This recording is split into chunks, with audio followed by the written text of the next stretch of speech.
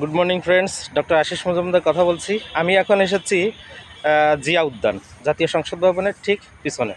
তো মর্নিং এক্সারসাইজে এসেছি। দেখেন আমাদের বেশভূষা দেখলে বুঝতেই পারছেন, আমরা 3-4 জন মিলে এসেছি। আমি এখানে এখানে ঢুকলাম একটা ন্যাচারাল শ্যুট আপনাদের উপহার দেওয়ার জন্য। বাই দ্য ওয়ে, মর্নিং এক্সারসাইজে এসেছি, এখানে 1 ঘন্টা আমরা দৌড়ঝাঁপ করবো, ব্যাডমিন্টনও খেলবো। তো মর্নিং এক্সারসাইজে আসলে কি হয় সেটা আপনারা সবাই জানেন। তো প্রত্যেক দিন মর্নিং এক্সারসাইজের পাশাপাশি আমাদের সুন্দর একটা দারুণ একটা হেলথ টিপস থাকে। আজকের হেলথ টিপস দিব একটা গুরুত্বপূর্ণ বিষয়ে, ভালো করে শুনবেন।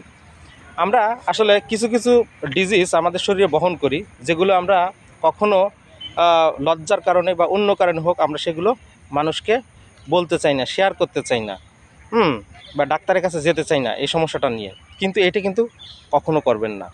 তার মধ্যে কিছু কিছু ডিজিজ আছে দেখুন, যেগুলো আমাদের প্রাইভেট পার্টসগুলোতে হয়ে থাকে। যেমন কিনা এসটিডি বলে, সেক্সুয়াল ট্রান্সমিটেড ডিজিজ হতে পারে, পাইলস হতে পারে, ফিস্টুলা হতে পারে, অ্যানাল ফিশার হতে পারে, যেটাই হোক। কিন্তু আপনার সবসময় খেয়াল রাখতে হবে যে এইগুলো আপনি যদি আপনার ডাক্তারের কাছে গিয়ে খুলে না বলেন, এটি কিন্তু পরে আপনাকে আরও বড় ধরনের সাফারিং দিবে। এটা যদি প্রাথমিকভাবে আপনি চিকিৎসা নিতে পারেন ভালো একজন হোমিওপ্যাথি ডাক্তারের কাছ থেকে, তাহলে কিন্তু এটা সহজেই নিরাময়যোগ্য। কিন্তু যদি আজকাল এরকম দেরি করতে করতে করতে করতে আপনি অনেক দেরি করেন, তাহলে কিন্তু আরও এটা বেশি ডেভেলপ করে, তখন কিন্তু সার্জারি ছাড়া হবে না। আর বিশেষ করে অ্যানাল ফিশার, পাইলস, এগুলো যদি আপনি সার্জারি করেন 5 বছর ভালো থাকবে, এরপর আবারও হবে, আবার সার্জারি লাগবে।